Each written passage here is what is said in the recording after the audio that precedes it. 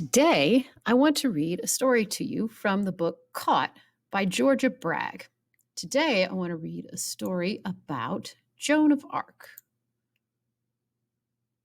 Joan of Arc, certifiably Joan. Joan of Arc was born circa, that's what this C means. It means around circa 1412 in Domremy, France. She died May 30th, 1431 in Rouen, France, at the age of 19. Joan of Arc is like the kind of friend you can't stand, but when you need her for something important, she's there at the rescue. It just so happened that when Joan was alive, France needed to be saved from invaders. She showed up and led the French army when she was only 17 years old, at a time when girls were barely allowed to do more than peek out a tower window or feed a goat. Joan seemed like a regular teenager until she started hearing voices in her head. She believed she heard angels telling her to rescue France. So she did. But when Joan was caught by the enemy and burned at the stake, nobody came to her rescue. Joan was believed to have been born in 1412. This was in the Middle Ages, which meant there wasn't so much as a book, a toilet, or a light bulb. Castles had moats, and the Catholic religion controlled everything. Joan lived next door to a church. Her reaction to the ding-donging church bell was the first indication Joan had a problem with self-control. A late ringing church bell was enough to ruin her day, so she'd yell at the bell ringer if he rang the bell just a few minutes behind schedule. Praying was her favorite pastime, and even the priest thought Joan came to confession too often, especially since her only sin was sneaking into the woods to be alone. Otherwise, like all peasant girls, Joan was put to work hoeing, fetching, and plucking, which she'd be expected to do without any chance of advancement until the day she died. At 13, when Joan started hearing voices no one else heard, she dropped her friends and became a loner because the voices in her head were company enough. After 2 years, Joan finally understood what the voices were getting at. They wanted her to save France. France needed all the help it could get. Besides plagues and famines, France had endured England's invasions for 75 years. Charles VII, the French king, hadn't been officially crowned because the English king Henry VI had claimed the throne. The French believed God was punishing them, but they also believed the prediction, prophecy, that they'd be saved by a maiden. The old maid kind, as in no boyfriends, ever. Knowing the position was up for grabs, Joan started calling herself Joan the Maid. Then Joan needed to travel 12 miles to present herself to the French military leaders. But girls couldn't traipse off alone. Joan pestered an uncle to take her to a French captain, and she told the captain that God had given her 2 tasks: run the English out of the city of Orléans and get France's uncrowned king crowned already. But Joan's fulfilling her mission was as unlikely as a girl today playing quarterback at the Super Bowl. The only reason anyone would even consider such a tall order from a 16-year-old girl was that everyone lived and dreamed in superstitions, and they all believed the maiden prophecy was an actual thing. Before they would listen to her, though, religious leaders tested Joan to make sure she was the maiden they'd been waiting for. What languages do your voices speak? A better tongue than you do. Were they all of the same appearance? Some had wings or were crowned. Good enough. When she went to meet Charles, her would-be king, everyone expected Joan to dress up and look pretty. But she put on men's clothes and got a man's haircut instead. That kind of gender-bending attire could get a person killed back then. Churchmen tried to exorcise the evil spirits they thought were inside her, but she still wouldn't change her clothes. Charles thought Joan's ideas about how she'd win the war were a little screwy, but she was a breath of fresh air compared to the gloomy, defeated people he knew. So he granted Joan his royal A-OK to save France. She was given a big white horse, armor, chainmail, shin plates, and a crash course in knight skills. She also got 5 swords, even though she wasn't expected to use those because no prophesied maid should be fighting. Instead, she'd be holding her new 12-foot long banner with angels emblazoned on it, announcing, "I'm on God's team." She had a lot of nerve doing that. Concerned by the banner, church officials wanted to know, "At whose direction did you have it painted in this fashion?" "I have done nothing except at God's command, and I have told you this often enough. In short, I've got this." Joan was raring to go. Recruitment numbers were way up as men wanted to fight alongside God's appointed one. She took off with a few military captains and 2,500 bearded and burly men who'd grabbed something pointy, hammers, axes, pitchforks, to join the fight. Joan sent the English a written warning. "I will drive them out. If they will not obey, I will put them all to death." The English believed in prophecies too. They were spooked. When Joan rode into Orleans, a mob of her fans clamored to touch her. Meanwhile, the captains made battle plans, which made Joan angry because she thought she was in charge, and she wanted to attack immediately. While she endured the delay, the city threw a parade in her honor, and she wrote the enemy again, basically saying, "Hey, me again, I'm coming to kill you." Finally, she galloped off to her first battle, and she held her banner high for 3 hours of hand-to-hand combat. Her presence inspired her soldiers to victory. She wanted to attack other Orleans strongholds immediately, but the captains decided otherwise. "You have been to your council, and I to mine," she argued, "and believe me, the counsel of my lord will be put into effect. In other words, get out of my way." The soldiers liked her bloodthirsty impatience, now that they had won a battle, so the captains had to follow Joan into more battles, or they'd be left behind. That day ended up being one of the bloodiest in the Hundred Years' War. Forget sleeping. Joan was amped up and didn't stop fighting until she recaptured the whole city of Orleans. After Mission 1 was a success, Joan's army grew to 6,000 men, and they ran the English out of many more towns. Joan got Charles crowned in 1429, according to her instructions.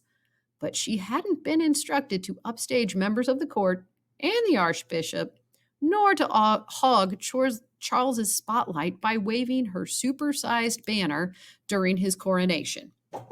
Not to mention, she was still dressed like a man. Mission 2 accomplished. She was golden, but it was quitting time. She had handled everything the angels told her to do, and they didn't have any new assignments for her. Neither did Charles VII, because the newly crowned French king was busy negotiating temporary ceasefire agreements with the English. But Joan had no intention of going home because the English were still in her country. "No matter how many truces are made like this, I am not at all happy." Joan had her heart set on taking back Paris when the truce ended. But Charles told her no because he knew she'd get clobbered. Joan kept hammering away at Charles until he finally said, "Okay." Joan was so excited, she charged ahead without checking the calendar.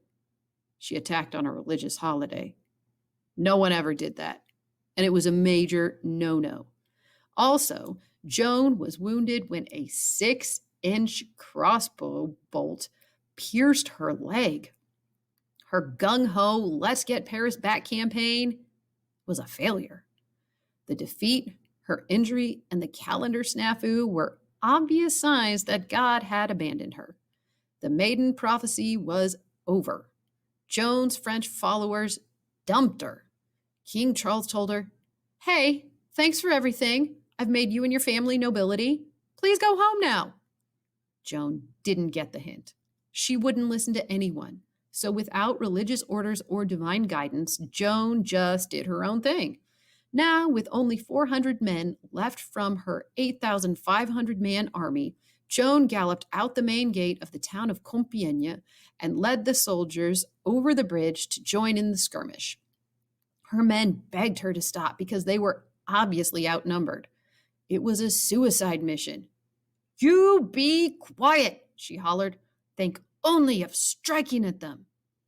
Even though she was against it, her men hustled her back to the bridge. All Joan had to do was ride through the gates to safety, but she wouldn't do it. A few loyal soldiers stayed with her, but the rest of her men took off without her.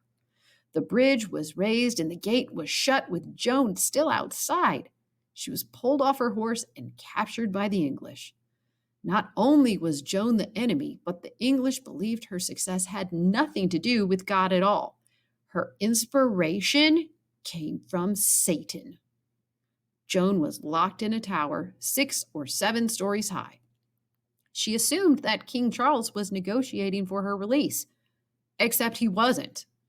Her voices told her to stay put, but being cooped up made Joan nutty enough to squirm out the tiny window to escape by jumping 70 feet into the castle's dry moat. The fall practically killed her. She didn't talk, move, or eat for days, but she lived. Did she think she could fly? Was she trying to kill herself? Besides heresy, attempted suicide was now added to the list of un-Catholic activities she'd have to answer for. She went from rock star to being a rock target. Now, almost everyone on both sides believed she was a witch. They locked her in wrist and leg irons so she couldn't jump out any more windows. While in bed, her irons were attached to a large block at the foot of the bed, and 3 guards were locked in the cell with her. Then they took her on a 6-week trip through enemy territory to Rouen, the location of her trial with the church police known as the Inquisition. She hadn't changed her clothes for the last 9 months because God didn't tell her to. So when she met the 60 men who would decide her fate, she wasn't looking her best. She was offered a dress, but she refused to put it on. Her months on trial were filled with hair-splitting details of everything the judges didn't like about Joan. She was charged with heresy and witchcraft, both punishable by death.